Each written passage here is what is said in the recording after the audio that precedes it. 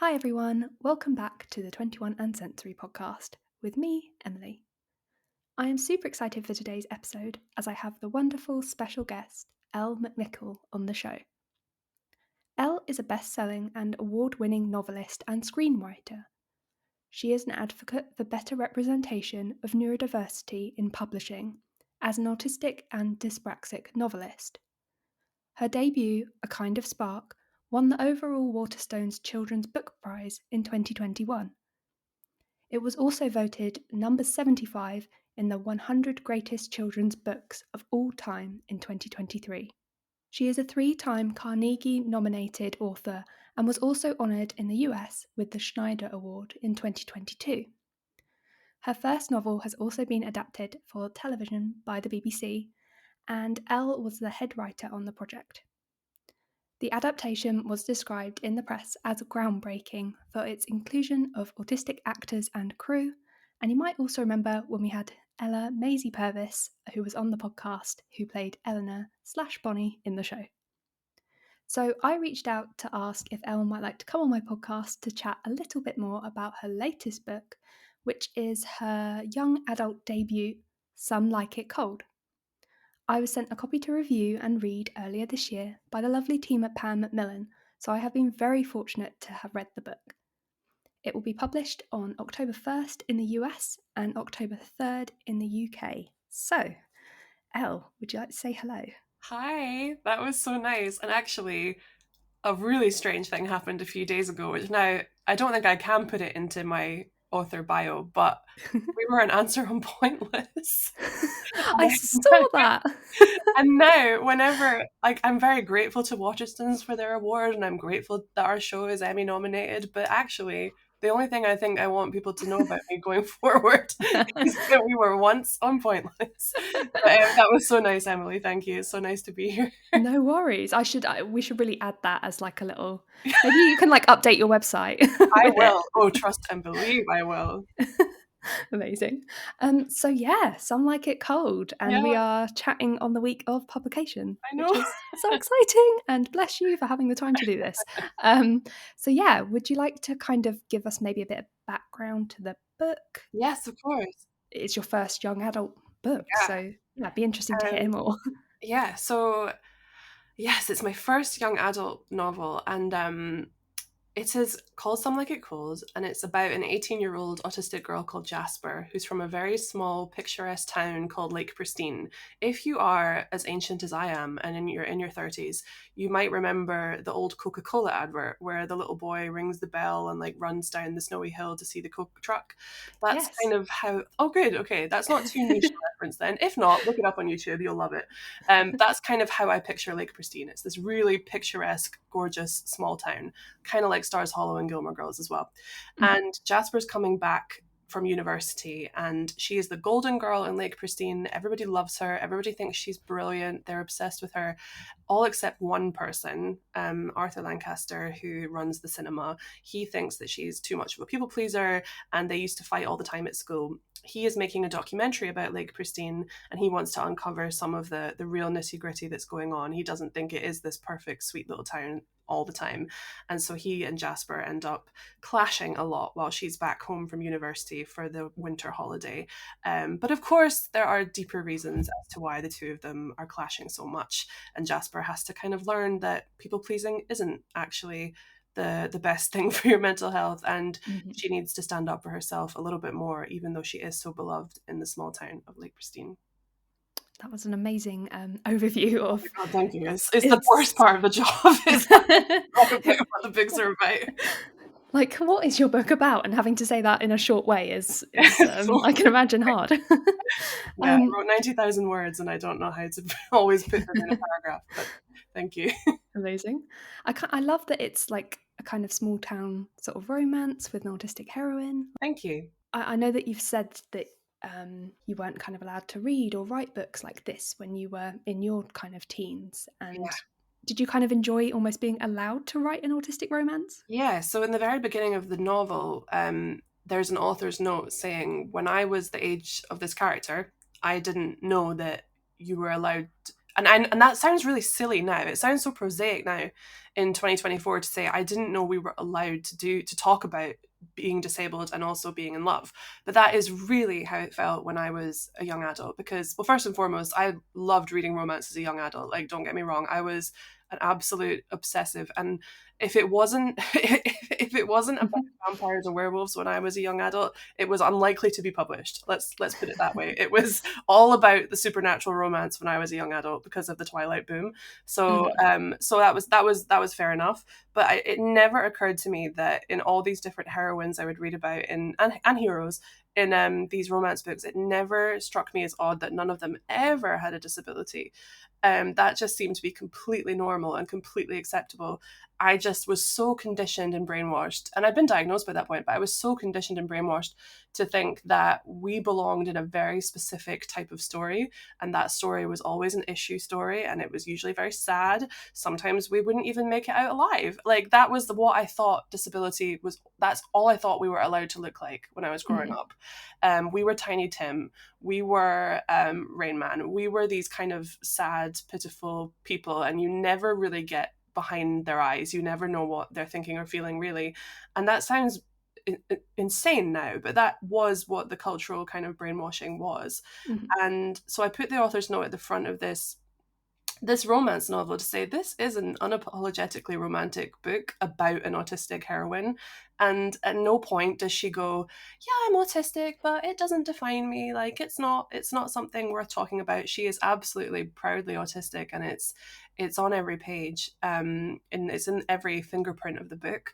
And I just really wanted to put that note in, because I know that young adults reading it today might, it won't strike them as odd that she's autistic in a romance, perhaps. I hope, although I do think disability romance is still very, very marginalized. But it's also there for people who are a bit older to be like, hey, remember when people thought that was completely impossible? Like, in fiction, they thought that was like not allowed. I remember that feeling, and I know that I can't be the only one. So that's a long answer as to why. No, But great. it feels kind of radical to put a proudly autistic character in a romance novel. Yeah, definitely. And it was so, like, having read the book, like, I mean, autistic romance, it shouldn't be such a wild concept, but when I No, was reading it, I was like, oh my God, this is great. Like, it's so nice no, to see this. Like, you're right, because yeah. you just never see it anywhere else. I never want to speak for anyone but myself, but the messaging when I was growing up, it really was like, you will be blessed by God if someone loves you. Like, you'll be lucky if someone tolerates you. And I know that sounds awful, but like, that was what it felt like. It felt like you are a burden. You're not like everybody else. You're a little bit other. I don't want to, upset anyone. I will keep it light today, but like, that was the messaging. And it was really intense. And I just, I talked about this last week because I was talking about shows like The Undateables and Too Ugly to Love, and these programs that were focused on putting disabled adults on camera and making them date each other and going, oh, look how funny and strange they are, isn't it strange?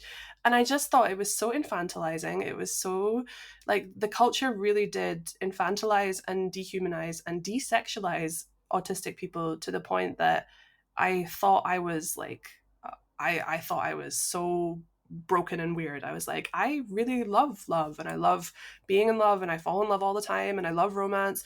I must be like a freak beyond freakish, because, and I hate that language, but that's what it felt like. And so writing something like It Cold and being like, Jasper is none of those things. Jasper is beloved by everyone. She is the most popular girl in her school. Everyone in town thinks that she's amazing.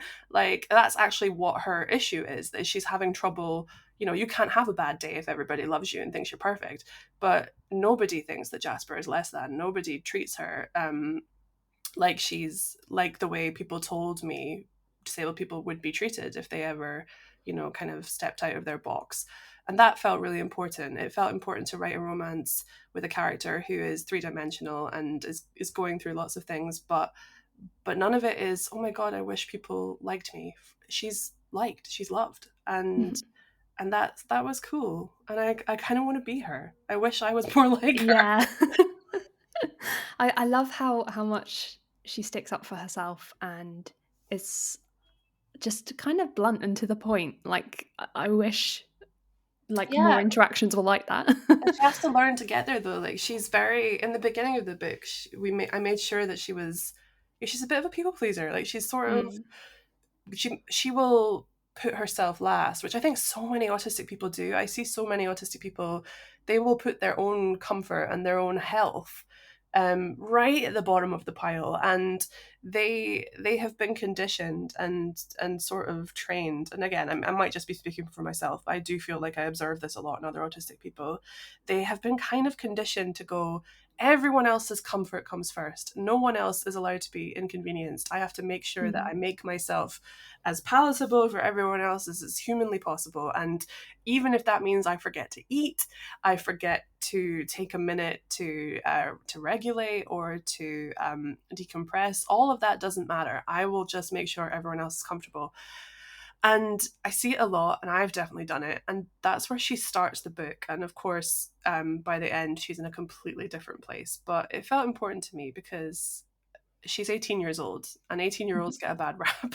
They're Mhm. often made to look like they're selfish and impulsive and rude, and they don't care about anybody. And I don't find that to be true at all. I find that I remember being 18, and I remember just wanting everyone to like me all the time. I just wanted to make everyone else happy. And so, Mhm. yeah, she is blunt with her family, but when Mhm. she's with I'm with Arthur, which is why it's a love story, because you can only be who you are with the person you are going to fall in love with. That's not a spoiler. It's a romance. People, I keep tiptoeing around it, but I'm like, it is a romance. I would Yeah. hope people know that that's what's happening. But yeah, she's so many things, and she's kind of hard to describe. So I really hope readers like her. I have not felt like this way about a character in a long time. So I really hope people like her. Oh, that's lovely. And I think like you've got that across so well because there's just so many sides to Jasper, and just she's an expert at masking and she becomes different like kind of selves for different people, Yeah, but you can see how this is kind of burning her out and she's suppressing kind of herself to the extent yeah. of suppressing her stimming and Yeah, stuff. and unconsciously doing it, which I think so many of Mm. us do. We don't really like, we know masking isn't good, but also masking is unconscious tools to survive. It Mhm. is, and especially in a small town. I grew up in a small town. You don't have the anonymity of a city where if you have a bad day and you come close to a shutdown or a meltdown, you're going to see all these people again. Like it's Yeah. so small. So yeah, Jasper is many things. And at one point, in the novel, with the novel opens with Jasper coming back to Lake Pristine and accidentally crashing her car because she's so surprised to see everyone gathered outside watching her older sister Christine get proposed to. A quote, I'm using inverted commas when I say a surprise proposal. Her sister is a bit of a control freak and a little bit of a brat, and she's getting married, and so everything for Jasper becomes about doing what Christine needs and being there for Christine. And Christine needs this, and Christine wants this, and Christine's the bride or the bride to be, so everything is about what Christine wants. And at some one point in the book, her mum says to her, you know, Christine's a bride now, and that's a label that means that she gets certain things and she gets allowances are made for her. And Mm. it's the first moment in the book where Jasper bites back a little bit, and she says to her mum, well, I remember being given a label and I was told that I would never get away with anything, and that it's not an excuse for me to do anything. And of course she's talking about being autistic. Mhm. And she is kind of, and through Arthur she has to learn, I don't have to be perfect all the time, and I don't have to constantly put myself last. And I Mhm. think it's something all young women, not just autistic women, but all young women kind of need to be reminded of sometimes. Yeah, and I feel like there is that kind of running theme of kind of being perfect throughout, like for Jasper and also like for Christine's like wedding, but also the fact that it's called Lake Pristine, which for Yeah. me kind of feels like perfect name. You assume it's a perfect place, but actually, maybe we should talk about how life isn't perfect, kind of no matter where you live or how Yeah. idyllic it is. So yeah, Lake Pristine's definitely. I mean, I wanted the town. before, in case anyone doesn't know, Lake Pristine is not a real place. It is completely Aw. fictional. Yeah, I know. So many people have been like, but I want to go there. Maybe just for a day. I don't want to live there, but I'd love to go for a day. But no, it's very fictionalized. But it is a perfect little town. It's a perfect little snowy town. But perfect places are sometimes very painful to be imperfect in. And Mhm. and yeah, Jasper describes it as being like a town inside of a snow globe, like, and she sometimes feels like she is the person that shakes it and makes things all kind of shake up. And it is hard. I, you know, like I said, I come from a small town, and if anyone's read A Kind of Spark and Kidi, or watched the show, you'll know that I've written about small towns before, and that it's very much something that I connect to as an autistic person who grew up in a small place where everyone opened everyone's mail and everyone knew each other and everyone's known so and so's family since they've gone back 100 years, and it's a strange place to be different in. It's not easy, Mhm. and that's definitely something that is explored in the book. It's hard to have your imperfect moments in a perfect pristine place like Lake Mhm. Pristine. And I think also like it the book really shows how important it is to have the right like supportive people around you to make somewhere Mm, feel like home. Like if you haven't yeah. got those people surrounding you, then you just feel really out of place. Absolutely. Her best friend Odette is a fellow queer person there, and is one of the only people of color in Lake Pristine. So they kind of band together from a young age and become this team. And her friendship with Odette is another big plot point throughout the book, because when you're 18, everything's changing so much, and everything feels so like you can't, like you just want to grab onto it and hold on to it forever because everything's changing. And yet, of course, Arthur's family, the Lancaster family, are, as he describes, not the most affluent in town, so they're a little bit more jaded about how some of the town operates. Yeah, there's so many dynamics that you can pull out when you're writing about a small town, and ultimately you're just writing about the world. The town becomes a microcosm for the wider world, and so all of these things get pulled out from Lake Pristine. And Mhm. Jasper, absolutely, by the end of the book, has the best people around her. She's set boundaries where she needs to set boundaries, and she's found the people who absolutely get and accept her for who she is on her bad days, and not just when everything's going perfectly. Mhm. And I love that that's kind of also like spelt out. Like you don't, you know, it's your good days and your bad days that you can Yeah, still be loved during. Like, yeah, and totally.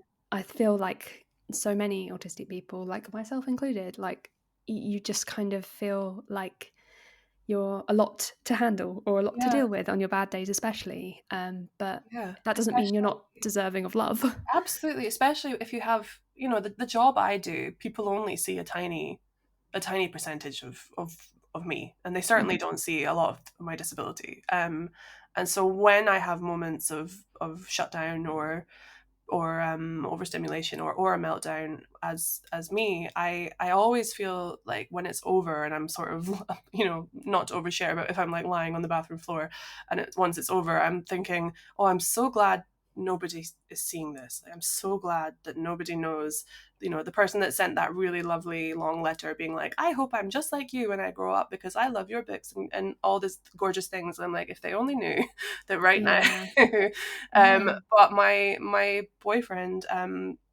completely sees all of it, and he's also neurodivergent, and he's autistic, and he sees it all and he gets it, um and it's a beautiful thing. It's a really beautiful thing to have someone see all of you and say, I like all of it, I love all of it. I don't just need the kind of highlights. I need the behind the scenes as well as the highlights.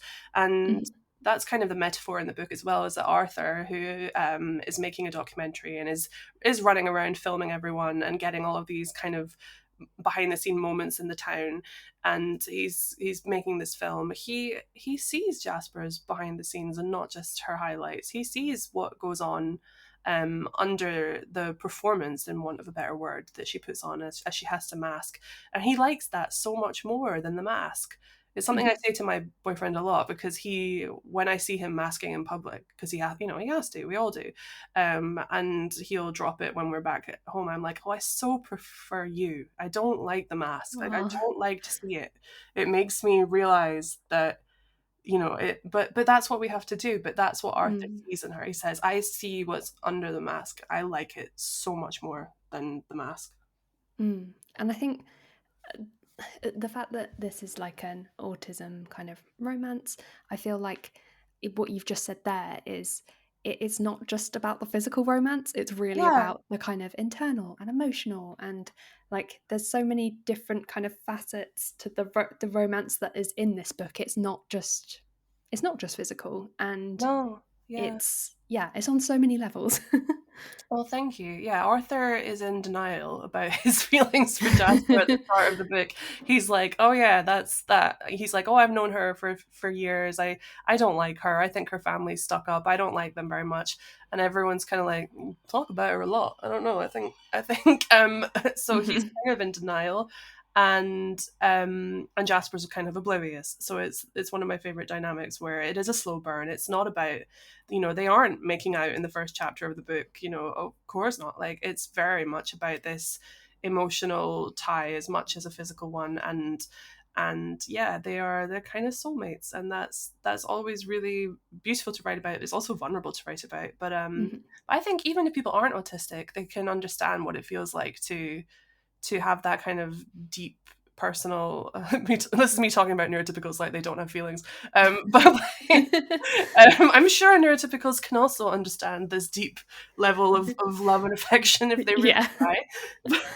I know that you've highlighted as well, like obviously it's quite a kind of wintry themed book, but it's not Christmas themed, and I feel like we should mention this. Well, it's funny because the title is obviously Some Like It Cold, which is a reference to Some Like It Hot, which is a famous black and white movie with Tony Curtis, Marilyn Monroe, and Jack Lemmon. It is mentioned in the story because Arthur obviously runs a cinema, and he learns early on in the book that Jasper loves black and white movies, so he, for reasons of his own, decides to have a black and white movie festival at the cinema, and he only shows black and white movies. And so it's a reference to the love of movies and the love of cinema, which is such a big part of the story. But also, Jasper, like me, one thing that I really remember from being a young adult was people would call me cold all of the time. They would say, "Oh, she's very cold," or "She's very hard to read," like she's very hard-hearted, that one. I would always hear like, "Oh, she's haughty," or "She's cold." I still do sometimes, but I didn't feel like I was. I always felt like there was so much going on under the surface that I was a bit like an iceberg that people were only seeing kind of the top. But yeah, it is also taking place in December. It's taking place during the winter holiday. But the reason I say, the reason I'm telling people who are like, "Oh, is it a Christmas book?" I'm like, well, not really, because Christmas isn't really in it. There's no Christmas celebrations. It would be like if a Christmas Carol suddenly stopped before the end and there's no kind of Christmas. Jasper's family don't celebrate Christmas, and neither does Odette, so they all celebrate together. Yeah, I sort of say it's like Gilmore Girls meets The Holiday, if you know those two things. The Holiday never actually shows Christmas, which I find so funny because it's always on every like best Christmas film list. The same with Home Alone, also doesn't show Christmas. It just kind of shows the December winteriness. And this is kind of like that. You're not going to have reindeers or Santa or elves or any of that stuff. It's not going to be a Christmas Day cutting of the turkey or the roast beef, but there is going to be mistletoe, there is going to be snow, there is going to be hot chocolate. It's definitely winter rather than Christmas. And this is not like, please don't, if you're listening and I don't know, maybe someone's written a review and called it a Christmas book, like, I'm not going to sue you, like, don't worry, it's not She's like, not coming for you. But it is a book I'm not a seasonal reader, but if you are, it is a book that you can read in January, in February, or any other time of year as well. It's not Elf. It's very much it's just winter. It's a cozy read. Yeah, absolutely. Exactly. Yeah. No, I definitely feel that. That is funny that you've had to kind of almost come up against that and be like, well, it's like other things, they're not really Christmassy. Well, it's just actually made me discover how non-Christmassy so many things that I thought were Christmassy were. Like, I've mentioned it like 5 times already in this interview, but I'm obsessed with Gilmore Girls. I'm absolutely obsessed. Have been since I was a teenager, because I believe that everybody in that town is autistic, more or less, which is why I love it. But they never celebrate Christmas. It's one of the most like cozy shows. If you say what's a cozy TV show, everyone says Gilmore Girls, but they never celebrate Christmas. It's very, very funny to me.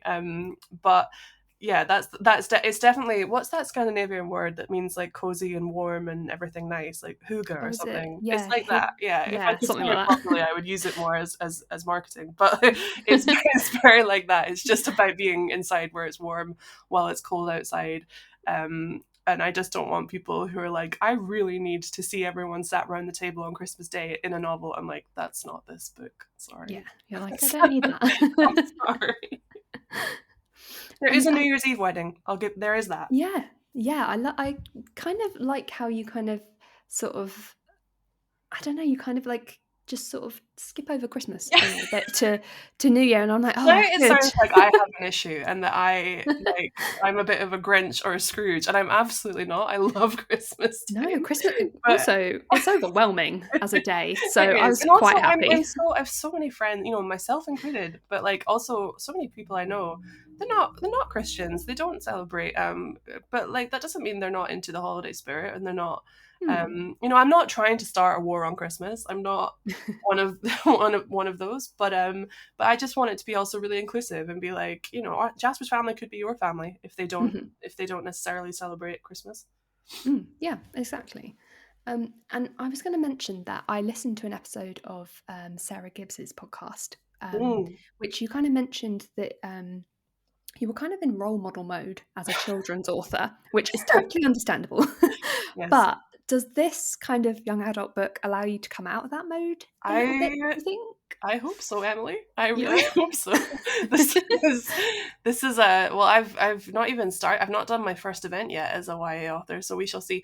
But Mhm. when the book was announced, loads of people were like, or when the tour was announced, I should say, when like tickets went on sale for tour, people said, "Oh, that's great. I'm going to bring my 9-year-old," and I had to kind of be like, um, I don't know if I think nine's maybe a bit young. This is a romance. Like it's got the word nipple in it. It's got like kissing in it. Like I don't know if 9 years. Mostly because I don't think a 9-year-old will enjoy that. I think Yeah. it's not for like it's not what they're interested in.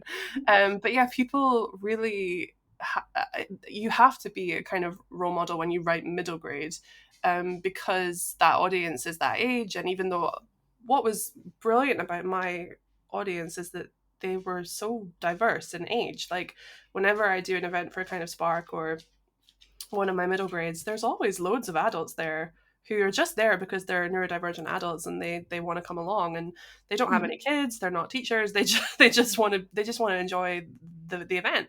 So I Mhm. did kind of think, well, I'm going to write something for a much older age group, and we're going to touch on stuff that we've never touched on before, and we're going to have conversations we've not had before, and I think it's actually going to be a really good thing. And I will always be in kind of author mode, which is, I'll sign whatever you need me to sign, and I'll take pictures, and that's just the job. But Yeah. I do feel like there's a little bit more breathing room in talking about this book, um, because it's not for such a young and impressionable age group. So yeah, Yeah. I don't feel it so much, but we'll see what tour's like. I've not gone on tour yet, but we'll see. But also, I feel like, you should be allowed to, as, a woman who is growing up, like, you should be able to write for kind of your own age and Yeah. for young adults. Like, it's, Well, you yeah. shouldn't have to keep to a kind of children's genre if that's not, Yeah, how I mean, you I'm want to still do it. going to write for young people. Like, I will, as long as, because it's a whole different Mm. ball game. It's just a different audience. It's a great thing, but it is different. But this has been so really just like liberating and Mhm. validating, and really really really great. And it's, yeah, I'm just really really hopeful that people like it. That's the thing, is I just want people to like it and be like, oh yeah, we like this change, and not like, get back in middle grade, like get back where you belong in the 9 to 12-year-olds. Like, so I just really hope people like the book. I'm sure they will. And Fingers crossed. I think you shared like how many people are like have got it on their like list to want to read it Yeah, as well. Yeah. that was mad. That was so overwhelming because, I'm not going to harp on it, but the industry has not been subtle about its lack of enthusiasm for neurodivergent writing. And so, but my publishers have, obviously they've been great or they wouldn't be publishing me, but to see that many people, it was something like 16,000 when I last looked at it, which for a debut is mad. It was really really validating. I was like, oh wow. Yeah, so that was really cool. That was a really fun discovery. I was hoping for about 500, and then I saw 16,000. I was like, oh goodness. Wow. That is cool, because I guess you also know that 16,000 people might potentially write a review and might you might actually. I mean, that's terrifying. But well, okay, but let's yeah. No, we're very grateful to anyone who writes or any reviews and engagement. Very grateful, very grateful. How kind of extensive is your tour? I know there's like kind of different dates and things, but yeah, we're going to I'm doing London this week, and then a couple of London until mid-October really, and then up to Manchester, and then Edinburgh, because if I don't go to Edinburgh, which is where I'm from, then I'll be absolutely crucified. And then which I say lovingly. And then I'm going to Glasgow for the very first time. I'm doing an event in Glasgow on the 25th of October, which is so exciting but nerve-wracking because I've never been to Glasgow. And then I get messages going like, why do you never come to Liverpool, or why do you never come to Brighton?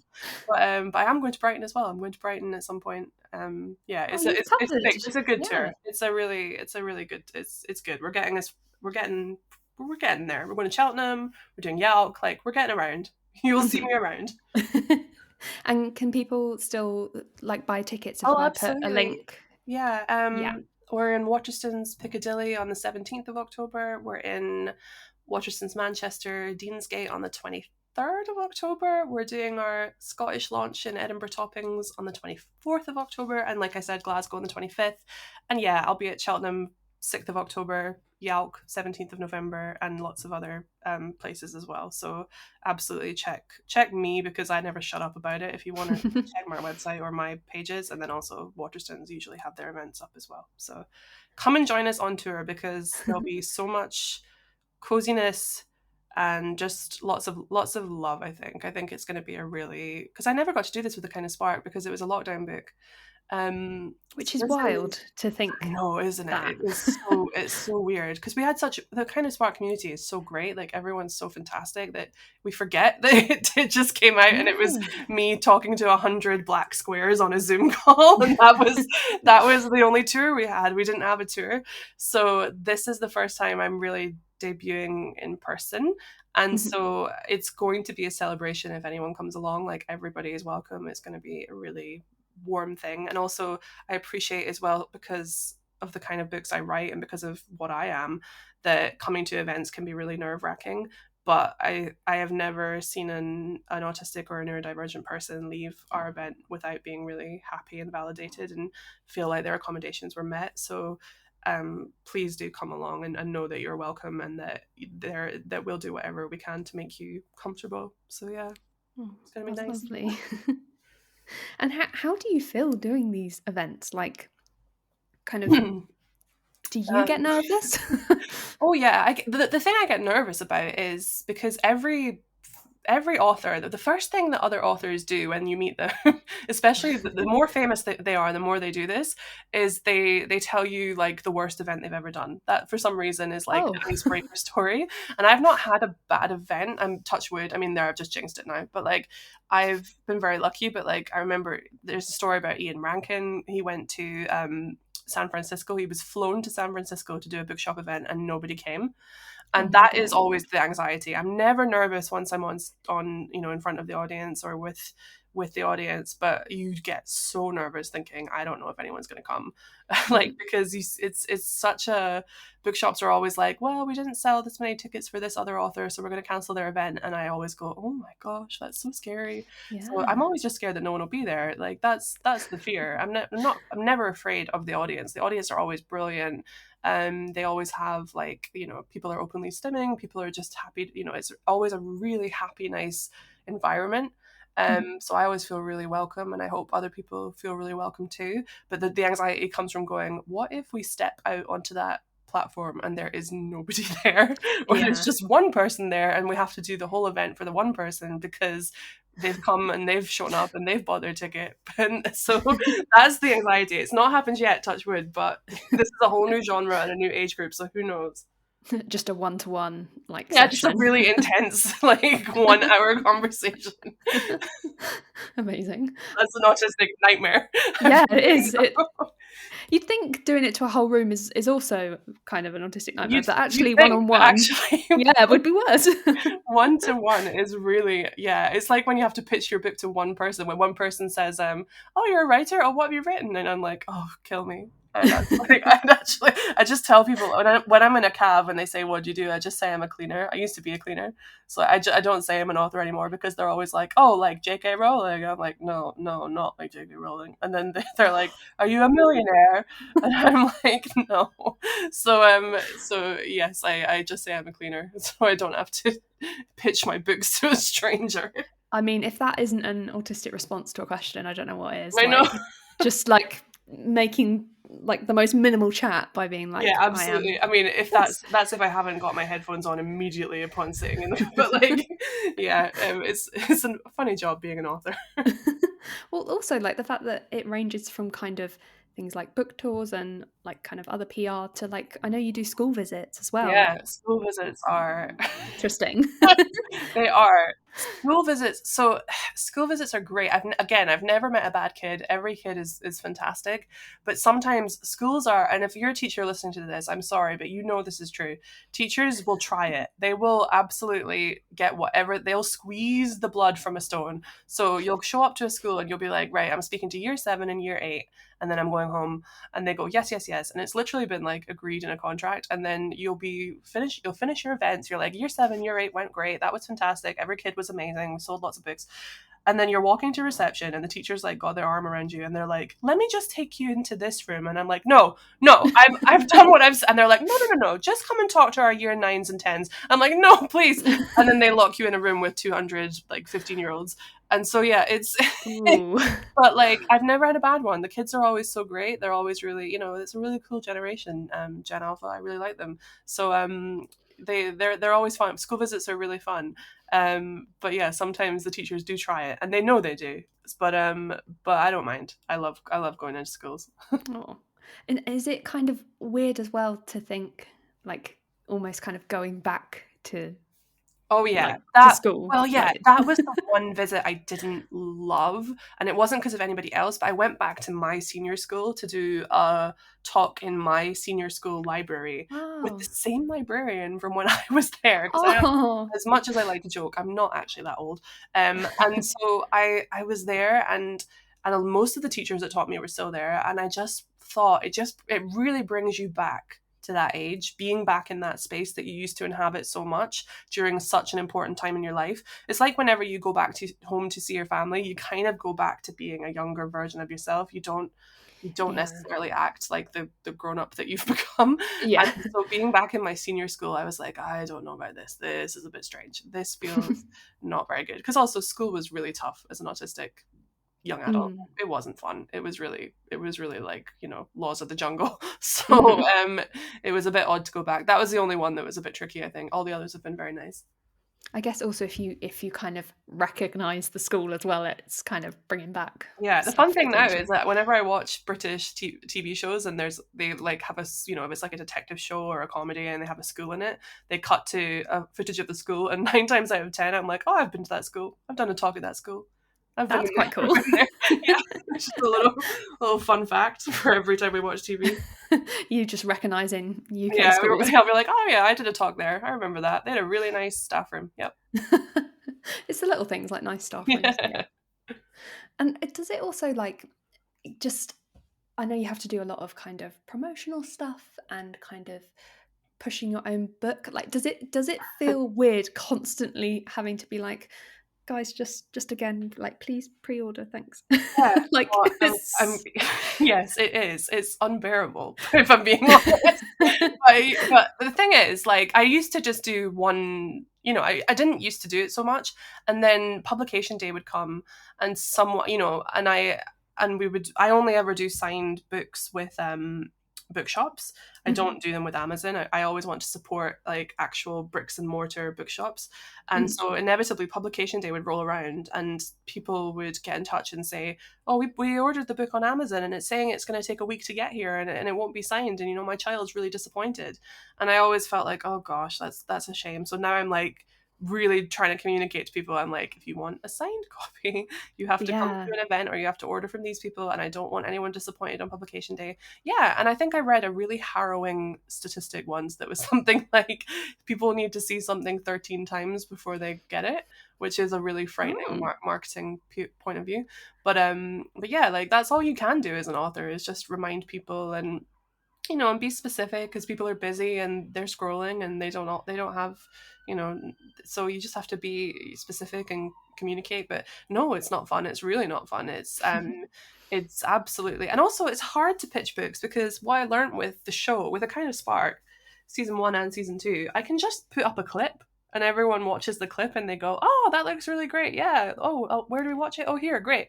Yeah. That a book is so much harder, because it's so personal and it's so about you and the reader. When that reader is reading your book, it's just the two of you.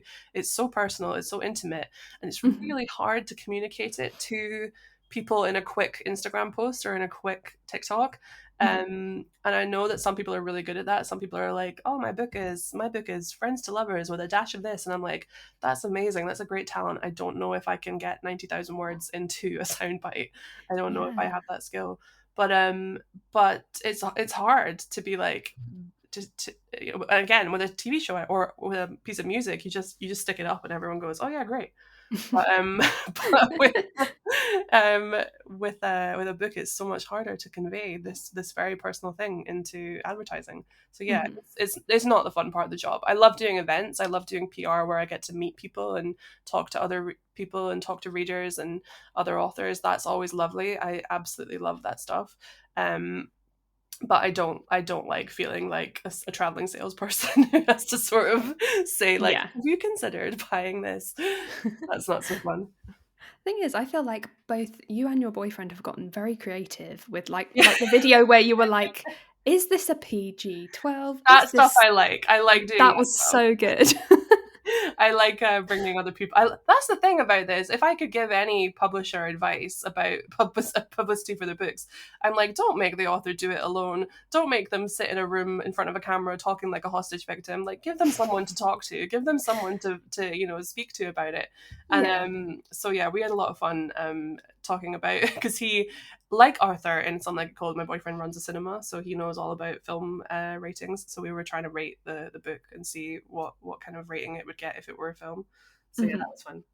It was just the back and forth, and you were like, well, how many times is this word mentioned? Yeah. And it was just like, rules. They're so strict about the rules. Unlike in a book, books are a bit more kind of loosey goosey, but films are so strict. So yeah, it was fun. The way he's just like, no, it's definitely. Nope, you've crossed the line more than once. You've said this word twice, so you are at an older age rating. Yeah, it was fascinating, and he was being very strict. He wasn't letting me off. He was being very stern about what I was allowed to say. It is quite helpful though, because I feel like people kind of understand the kind of film rating system maybe more than like what young adult kind of the range. Yeah, I mean, it's one of the, you talk to any author that writes books that are not for adults, so whether it's young adults or teen or middle grade, talk to any author that writes for those groups and they will all tell you that there's a frustrating moment where some adult has picked up their book that is written for 9 to 12-year-olds and said, oh, it's really good, but it's a bit young.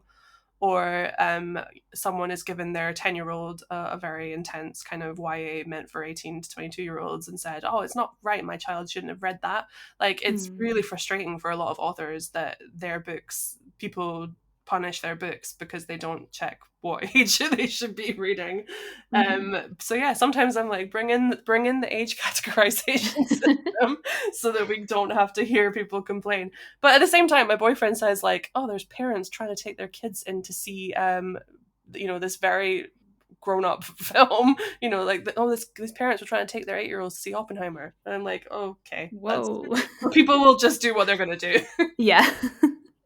I love that he's almost your Arthur in a way, like, yeah, just little Yeah, I love that you kind of got. Well, the book was written in lockdown, so I wasn't seeing anybody else. It was just the three of us. So he was going to end up in the book in some fashion because he's the only person I was seeing. But but yeah, he's very similar to Arthur. He is tall and dark and handsome and grumpy, but very very sweet underneath it and protective. And so yeah, and he's a healthy kind of love interest as well. I think when I was reading YA as a young adult, the boyfriends were always quite possessive and quite toxic, and he's not that way. He's very very loving. Oh, that's lovely. And there's now 3 of you because Cheeseburger. Yes, he's looking at us right now. He's on the floor looking up at me. Aww. Yeah, Cheeseburger will walk into every video that I try and make. It's a miracle he's not tried to insert himself into this conversation, but yeah, he's the sweetest little dog. He's a golden retriever for people that don't know, and he is just the most unbelievably sweet dog. And he can actually predict when an autistic shutdown is coming, which I've never been able to do. I've never been able to tell when everything's getting too much and when I'm having trouble processing feelings and when I'm overstimulated. Like, it just hits me like a wave, but he knows when it's coming, and he'll come and sit in front of me and he'll put a paw on me, and that's his way of saying, like, you need to lie down in a dark room for 10 minutes because if you don't, it's going to crash down on you. And it's amazing. He's so empathetic. He's just an absolutely amazing animal. Oh, bless him. And that I feel like there's something with kind of dogs and recognizing kind of human emotions, so I can understand how. Well, yeah, they love their humans so much that they are obsessed with them and they are monitoring them 24/7. He's like a little nurse, and he knows when your heart rate is not what it should be or where you're not happy, and he will plop himself down in front of you and say, I just need you to know that you need to take care of yourself right now. And maybe that's because in some deeper level they understand if anything happens to me, he's not going to be fed.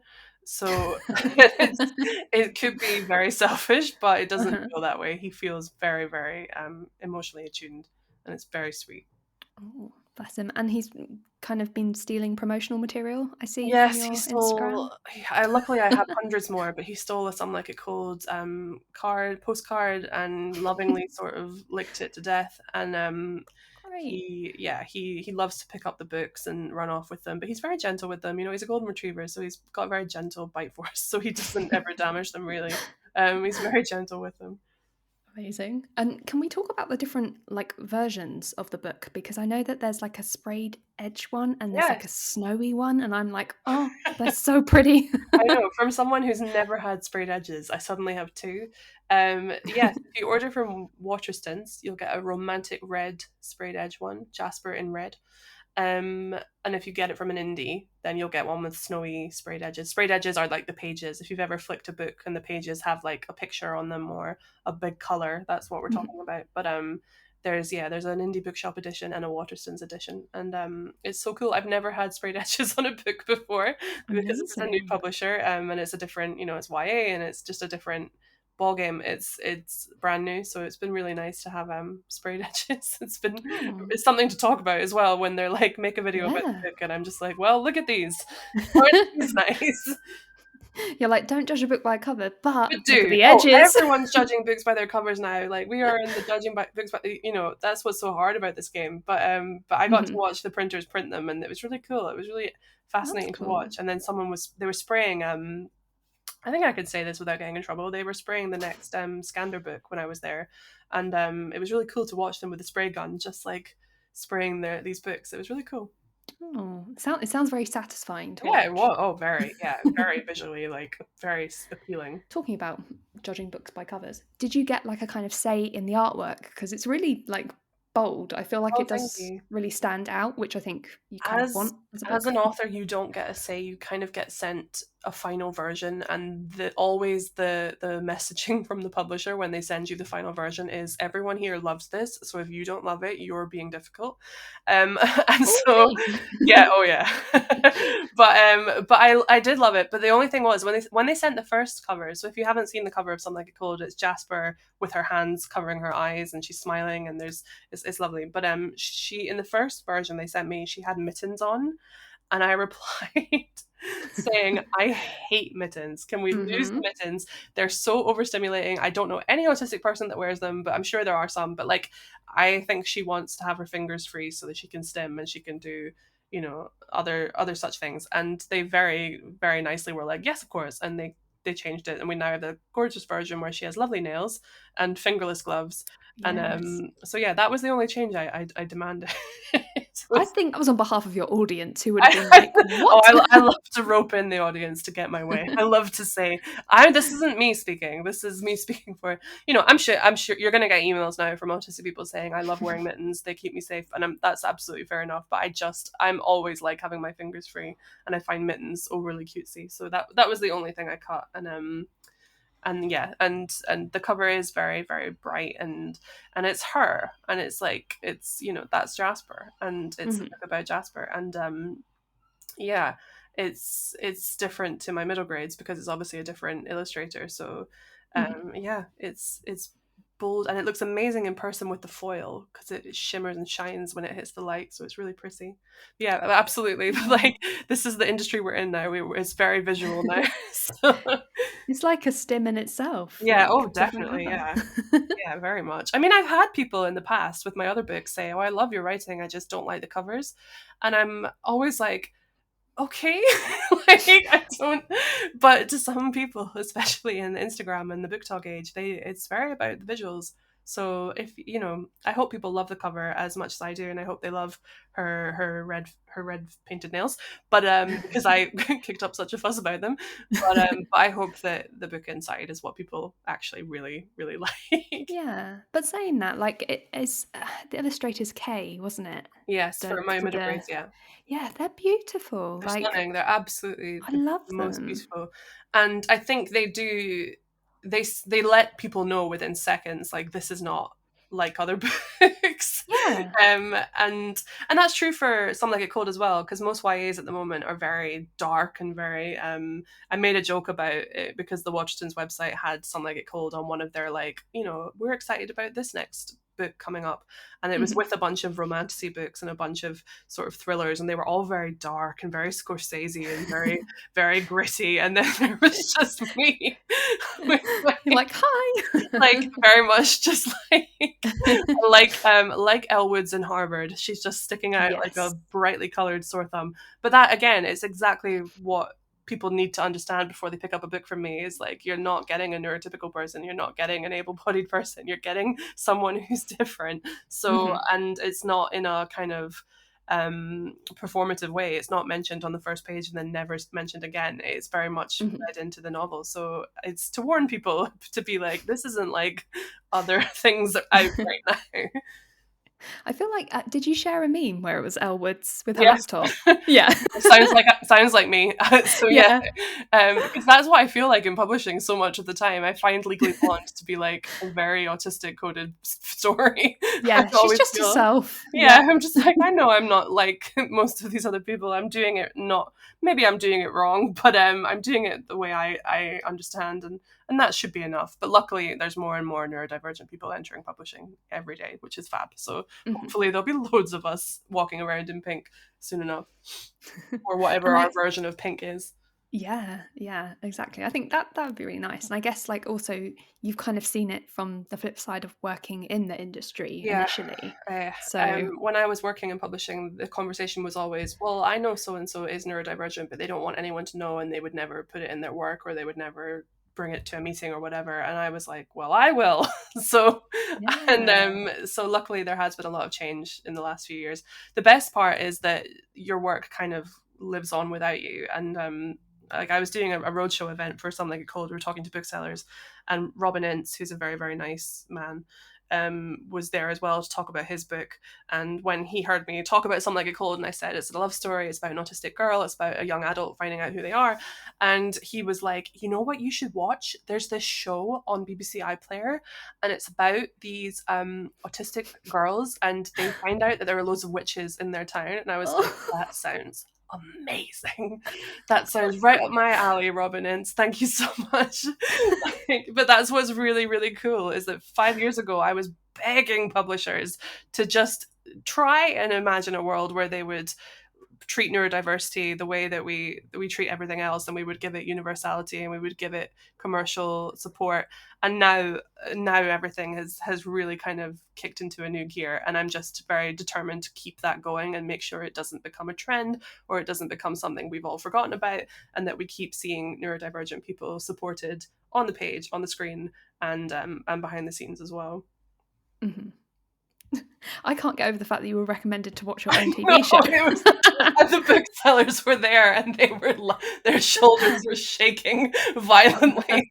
And he was so nice. He was so lovely. But that's what's brilliant. Is like, Yeah, I didn't have to when you don't have to sit in front of a camera and like a hostage victim, because if people find it, then they like it, they'll tell people, and sometimes they'll tell the author, and that's great. exactly. And I think, yeah, like you say, if it can live on without you, then Yeah, that's why we so appreciate people like you who do podcasts like this, and people who write reviews, and people who talk about books, because books aren't like film and TV and music. They don't have the same level of, like, it's much more of a niche hobby than those things, which is sad, but it is. So anyone that's talking about a book, or giving a book a platform, or letting an author take a break from having to talk about it by themselves in a locked room, you're giving them such a boon, and you're really helping them. And it is so appreciated when it's for marginalized authors, or authors that are writing about characters of color, or queer characters, or disabled characters, and neurodivergent characters. It's such a breath of life for those authors. So I really appreciate it from anybody. I'm glad that you even had the time to be able to kind of chat with me. But No, I honestly, love your podcast. So I was oh, very, very, yeah, I love it. Of course. I loved it before Ella went on. I mean, when Ella oh, was going on, I was like, you're gonna love it. It's gonna be great. So no, I was more than happy. I always try and make time for neurodivergent projects more than general press, but I'm happy to be here. It's like the calm before the storm. Everything's going to kick off this week, so yes, I'm glad I've caught you at this moment in time. So I know we've mentioned kind of different booksellers and places that you can get your book. I don't know if you want to maybe kind of oh promote anywhere else, or kind of um book tour stuff again. well, all the book tour stuff is on my socials and on my website, ellemcnicoll.com. And I'm going to force myself to do a YouTube video kind of summarizing everything, but it will be it will be under duress Force. for absolutely for YouTube. Like, yeah. But yeah, the tour is going to kick off in October, and I'll be at Yalk. If you want to come to the Young Adult Literary Convention in November, I'll be there. And yeah, so just check out at Elle McNicoll Official or ellemcnicoll.com, and there's usually I'm usually harping on about something that's happening, or or TikTok. I'm at Elle McNicoll on TikTok. Amazing. I will make sure to link those all down in the show Oh, thank description as you. well. Yeah, so thank you so much for spending an hour of your life with me. No, it's okay. And yeah, just also a big thank you for writing such like authentic and honest representation. Oh, thank you. It's honestly so nice to see. Oh, that's so kind. Thank you. I really um, appreciate that. so yeah, thank you.